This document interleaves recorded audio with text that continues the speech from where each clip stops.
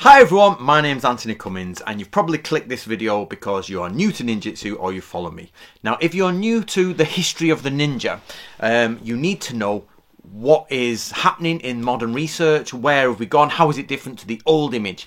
Now this video is important because it's the beginning of a playlist. So one of the sides of the video will be, if YouTube is doing its job, the next video in the playlist. So this is very important. This is just a basic introduction. So click the next video. They're different channels that I've put together, some of mine, some of the Shogunate, some of other people's, and you'll go through them and that will be everything you need to know to get up to date with what's going on in the ninja history community. So let's hope that YouTube works, whichever side it is, and you can go to the next video.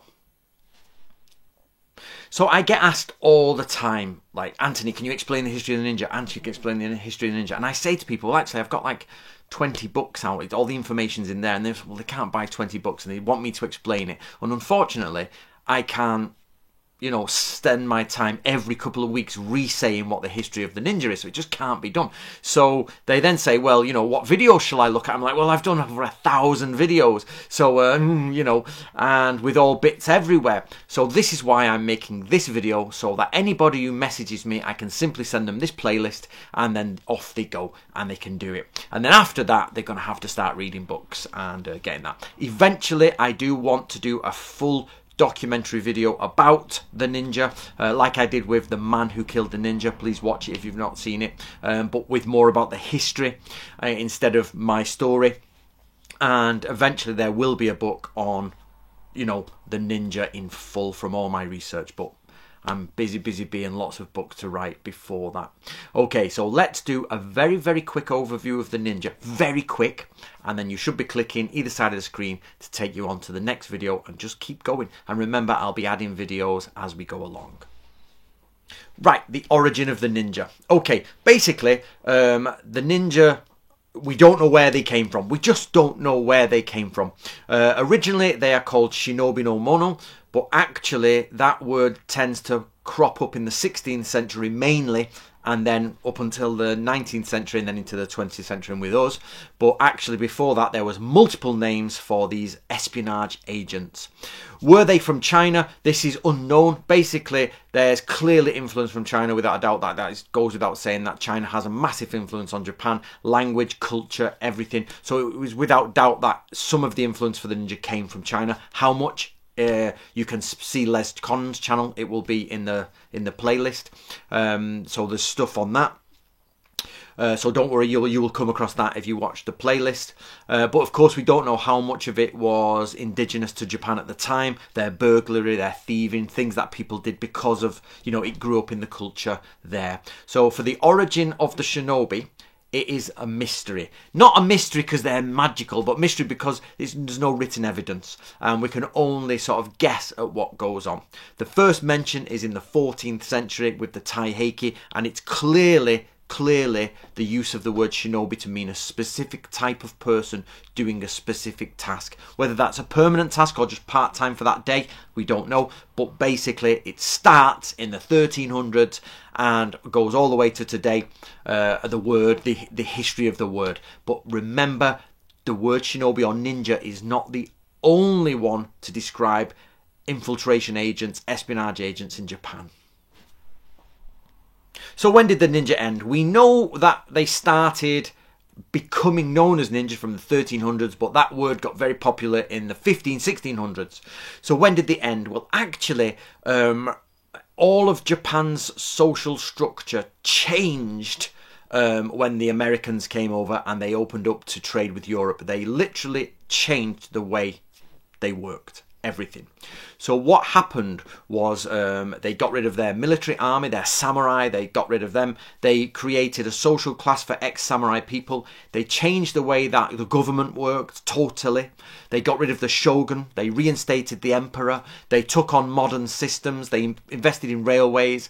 And in all of those things, which I could list and list and list, there's no way that the ninja carried on as espionage agents. They rechanged everything. And in fact, by that point, ninja were actually more or less glorified night watchmen. So, and there was a lot of different types of spying in Japan, not just ninjas. Like I said before, the word has there are many different words to show the different people doing different types of espionage. So basically, everything comes to a stop in 1868, 1870, 1872. We start to see the samurai breakdown, and those same people are given new roles in the new Japanese government. And the military and military operations are modelled on European things. So they have the Navy takes from some countries, the Army takes from other countries. And we know that the Japanese had a spy school called Nakano in the Second World War. And I spoke to one of the surviving members of that school via writing, and they specifically told me it was a little bit like ninjutsu, but no, it's all modern stuff.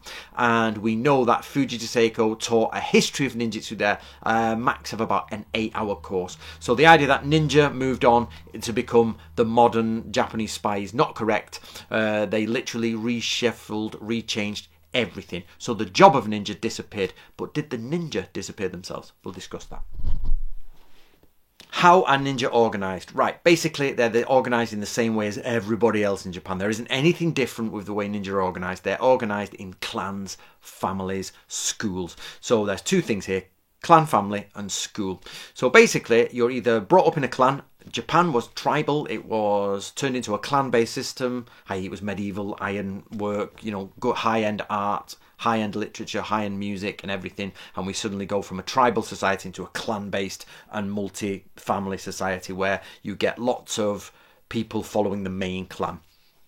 And inside of those clans, you had specializations, you had people specialized, and these clans passed on family traditions. They are samurai clans. The ninja do not have clans outside of the samurai structure. The ninja clans are actually just samurai families, predominantly, not always, but predominantly from Iga and Koka, and they specialize in espionage and counter-espionage, infiltration, etc. And they exist within a normal family structure that there is in Japan.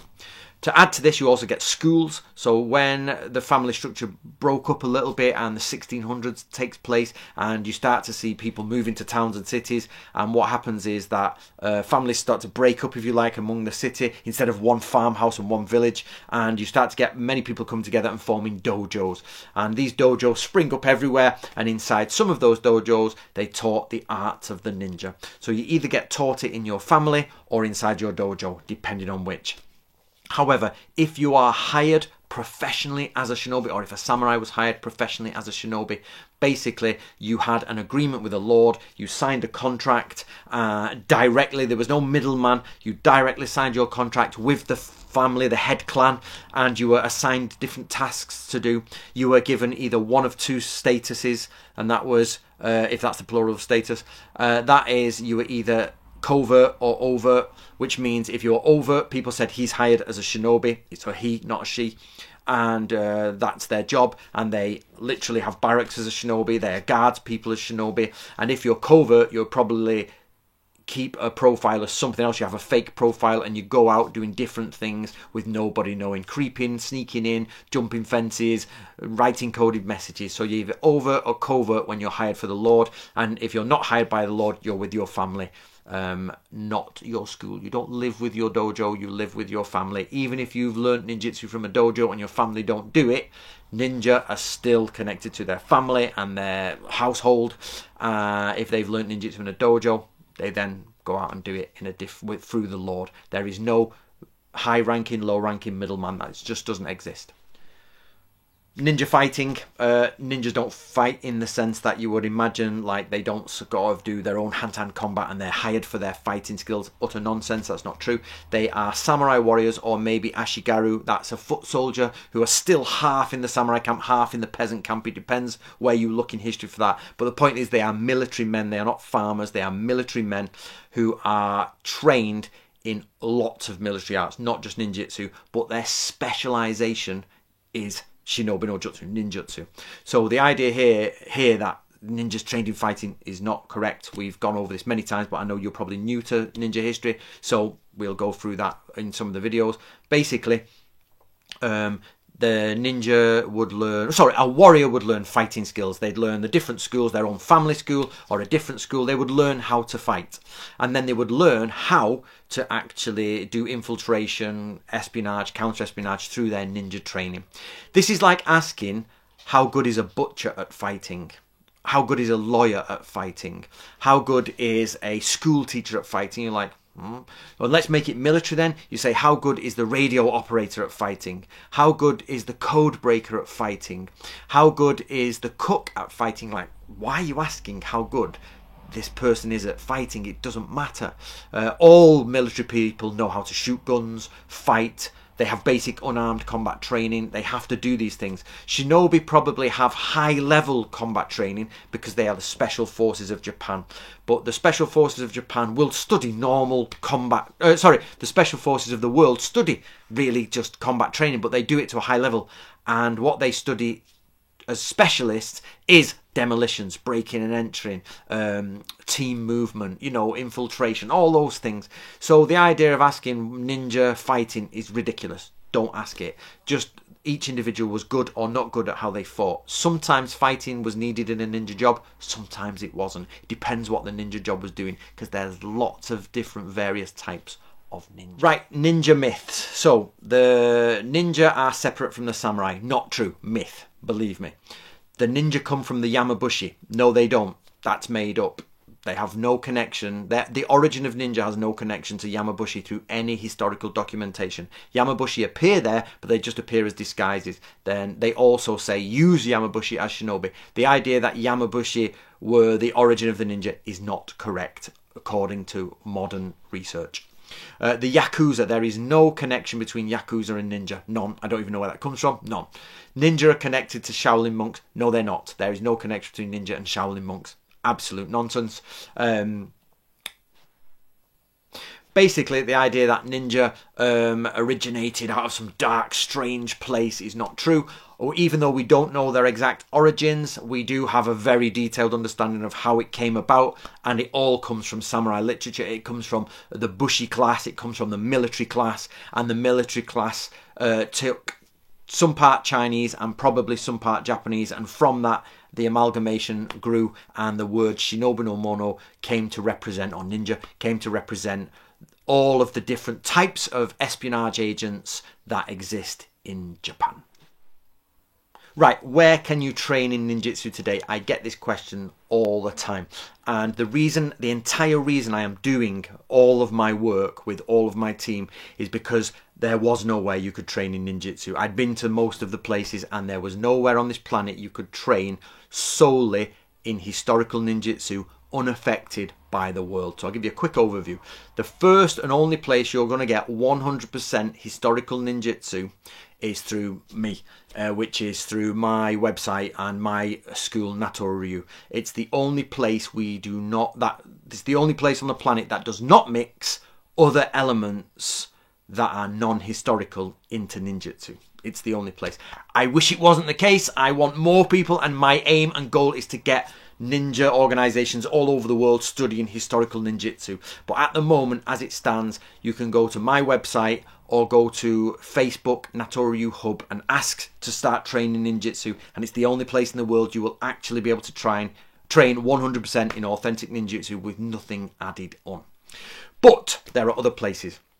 You can visit Kawakami's Nindo in Japan.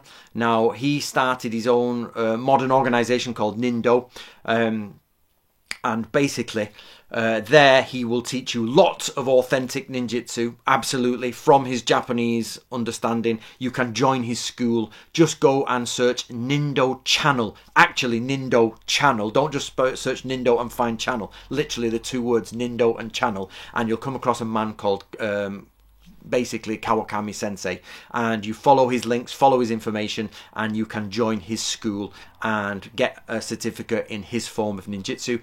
Most of it is based on historical research, but some of it is based on his own understanding or what he claims was passed down to him. So you have to be careful. He's told me that he's not actually adding much of that in, but the entire thing there I have seen the videos, and there's definitely a mixture of some theory and ideas in there, alongside a massive chunk of history. So if you're going to do the first one, it's through me. Second one is through Kawakami.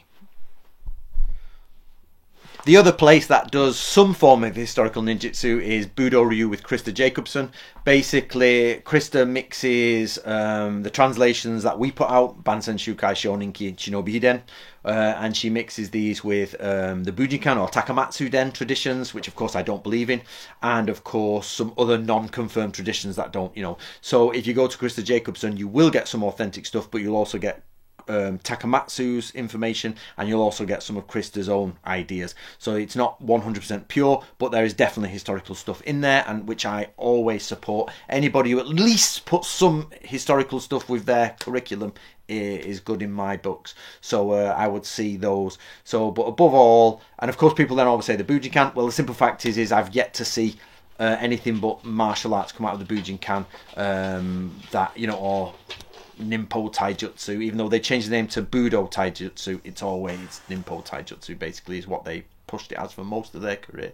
So basically, finding to train in historical ninjutsu is really easy. You do it through my website, but it's very difficult to get it pure without it being tainted by other people's opinions, ideas, etc. So there you go, guys. I hope that helps. Check the playlist. I am very much a promoter of anybody who puts historical ninjutsu into their training, even if they admit some of it's not historical. Just, as long as they're putting it in it, I'm all for that. So please carry on with this playlist, enjoy, and let me know in the comments below how you're faring with finding all the ninja information.